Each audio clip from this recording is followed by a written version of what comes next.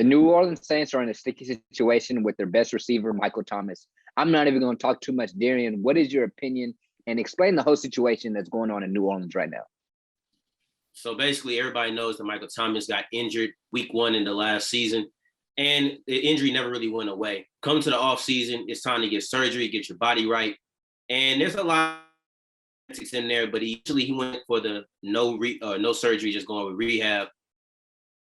He showed up in June. His body still wasn't right. I'm giving a real Sparks Note version of it to my take of what's going on now. But in that time span in between the end of the season, in June when he came back from camp, he was ducking calls. He wasn't talking to anybody. My opinion, completely. There's really to really defend him without him coming out and saying that the Saints are lying straightforward. He would have to come out and give his side of events, and we would have to look at it and see who we believe more. But as of right now, with the facts that are in front of us, Michael Thomas was hurt. He opted not to get surgery. He opted not to return calls from the team. And now it's resulting in him having to miss the beginning of the season. And honestly, with everything going around, I do see a divorce very likely. I'm not saying it's going to happen immediately, but I've seen people get sent out of New Orleans for less. And I just think that there's something to monitor and just see if this relationship can be fixed at some point. So, John, is it time for a divorce? I definitely think they're headed towards a divorce. And I think kind of when they signed him to that contract, we started to hear things about potentially some trade rumors, and we thought it was crazy, just coming off the type of seasons that Michael Thomas was having. But I think with Drew Brees no longer there anymore, and when you look at Michael Thomas's contract with him missing a whole year and him being paid $20 million a year, if you can't count on him to communicate with the team, we know he's had some run-ins, but he's been suspended for punching teammates at practice. It just seems like he kind of rubs people the wrong way. And when your coach, Sean Payton, is kind of willing to come out and kind of speak against you publicly, I think that kind of shows the tone of how people in that organization feel about him. Obviously, he's a great player, but receivers are replaceable. No matter how great they are, just receivers can be replaceable. That's just the fact of the matter. When you look at the most important positions in football, it's pass rusher, O-lineman, and quarterback, right? If it's anything outside of that, you can make do.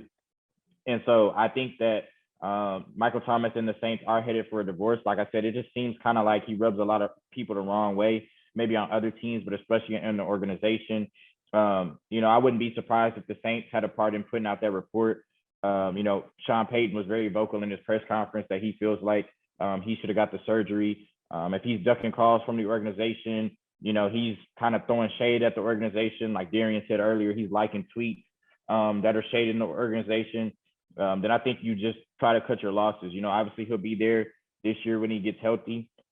You're hoping he has a good year, just to kind of keep that trade value at a decent place, because at the end of the day, he's still Michael Thomas. And I still think that he has a lot of great years in this league if he can get his attitude right. But it's just sad to see, and I'm not sure who's right, who's wrong, who's lying or who's not.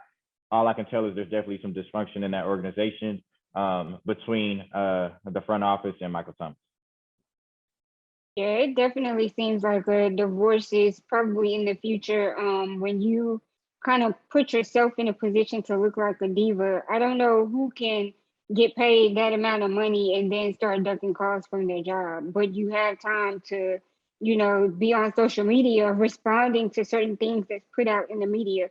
And so when you allow social media and other media outlets to dive in on your situation and not handle it like an adult, that leads to disrespect. And sometimes you can't come back from certain lines that have been crossed. And so when you consider those things and all the events that led up to the situation, it does look like a divorce could soon be in the future. I don't know. I'm curious as to why he was ducking phone calls in the first place.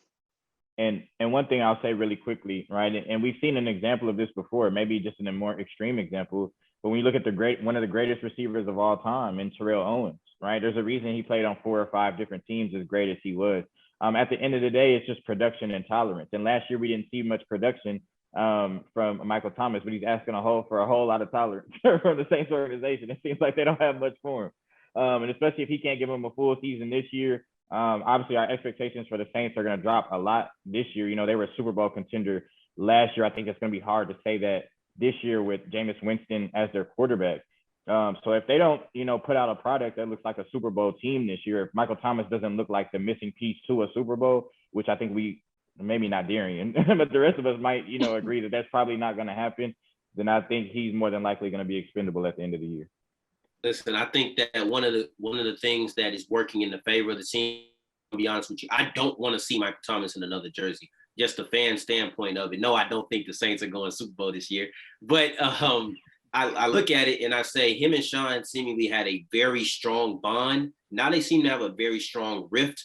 And I think that prior, relationship that they had, it wasn't just a simple coach-player relationship. They actually seemed to get along very well, and possibly they could reconnect on that level, especially if the team has some success. He comes back, he plays well. A lot of times they say winning cures all. And maybe the winning, that relationship, they get down, they actually talk and stop having like to have a press conference about social media and not letting these type of things dictate. And they get in a room like men and they discuss what their differences are and where they feel wrong, where they feel.